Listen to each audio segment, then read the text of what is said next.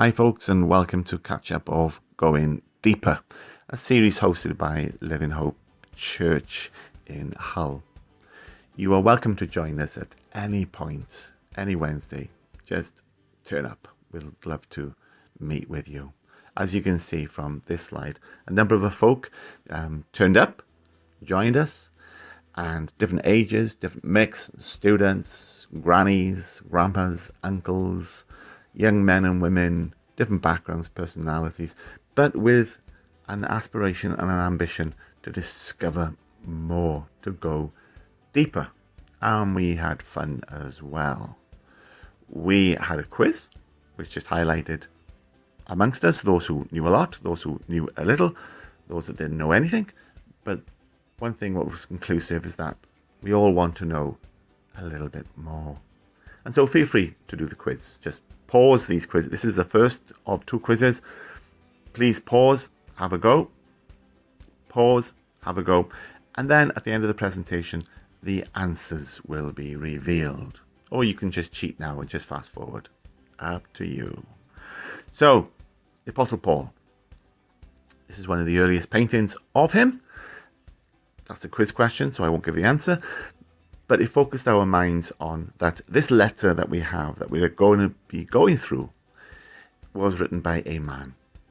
In time, in place, in history. The Apostle Paul. He was born a little time after Jesus Christ was born, AD 3 and 5. He became a Christian in his 30s, and he died as a Christian martyr in the early mid-60s. AD. He was born in a time and a place and lived out his life in a region that was we know as Imperial Rome, the Roman Empire.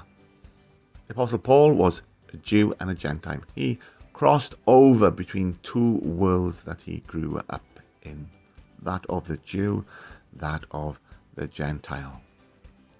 And it's good for us to be reminded that our New Testament, our Bible, is grounded in history, filled with facts and figures, filled with journeys and adventures, filled with conversations and interviews, filled with epochs in the history of our world.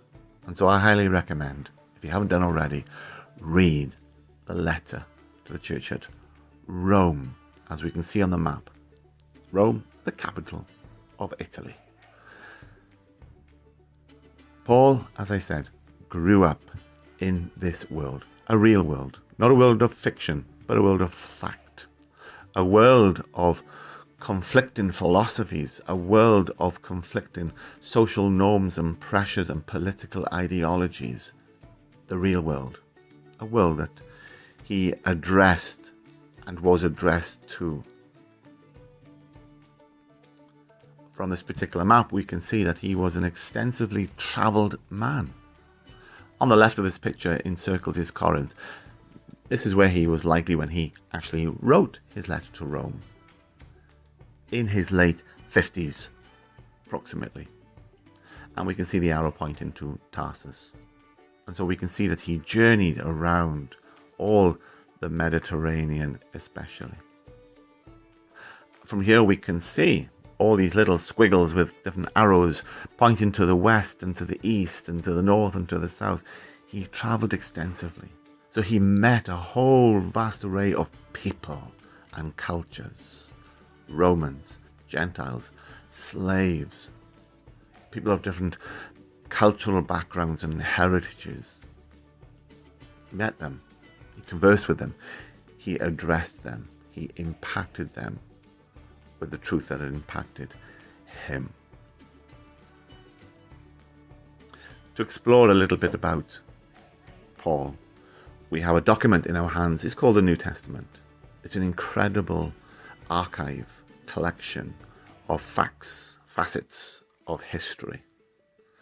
And it's a very important document. It's one of the rare documents that we have of Paul to give us some insight into him. And so we just found a couple of passages, sections of the New Testament from Luke, who was a doctor, he wrote the Gospel of Luke, but he also journaled and journeyed with the Apostle Paul. And so we have his writings, and he gives us an extensive insight into the life of Paul. But also we have picks from Paul, his own thoughts, his own reflections, shall we say. And so we split the groups up into 3, and they each looked at these different passages. And for example, the yellow group looked at Galatians chapter 1, 13 to 14, the life of Paul before he was a Christian. And then in 1 Corinthians chapter 15, verses 9 to 10, some aspects of Paul after he was a Christian. It gives us a flavour as to the author, the writer of this book. It helps set in scene as well, this slide, as to where Paul was as a Christian leader, as a church leader, as an apostle, as an evangelist, as a traveller, as a church planter principally. And we can see that from this particular screen here in front of you that I've highlighted in green, Romans. That's his letter. It wasn't his first letter, and it wasn't his last. He'd written letters to Galatians, that part of Turkey. He'd gone west and wrote letters to churches in Thessalonica in Greece. And also he had written extensively from where he was writing his letter to the church at Rome, from Corinth, the Corinthians. And so this is over a period of about 20 odd years. And so he's travelled extensively, visited many church leaders, established churches, but also living in the world of the Jewish world and of the Roman Empire world. And so have a look at that, pause it, and it'll give you a flavour as to where we are going, to the book of Romans. And I just concluded the evening by just offering 3 suggestions for people to think about, to meditate, and to explore over the coming weeks as to why he wrote this letter. And the big heading was, it's a treatise. It's a summary of core Christian teaching doctrine. Don't be afraid of these words. They're important words in the Bible. It's a summary of teaching. Important. And the church that Paul was writing to needed teaching. They'd had their pastors and teachings, but he wanted them to know the foundations of what he would be coming to them. And obviously, he's hoping that they would be in agreement with what they've been taught. The book of Romans doesn't comprise the whole teachings of the New Testament, but it does contain big, important hitters that we'll explore over the coming weeks of Christian doctrine. It also covers a treatment to particular issues of the day. Life in the Roman world, the sexual world, and the sexual pressures and issues that were facing society, but also facing Christians, whether Jew or Gentile. There were political issues affecting Jew and Gentile in that world. There were work issues. There was oppression. And so Paul speaks into these issues. He also speaks into the issues of identity and national identity and cultural issues. And this brings me to the final point of that he's writing to the church at Rome, in which he knows from his experience, his extensive experience, that there are tensions. Not just tensions between leaders, but tensions between Jews and Gentiles, and their relative histories and backgrounds, and how these influence them as people, as Christians in a church. There was a time in the Roman Empire, certainly in Rome, when they expelled Jews from the city.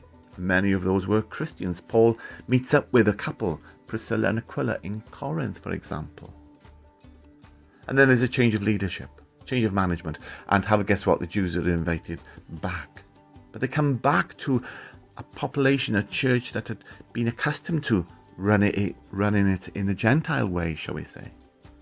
And so you have these tensions again. And so the book of Romans, the letter to the church at Rome, speaks into tensions. Have you ever been in a church when you have felt certain tensions?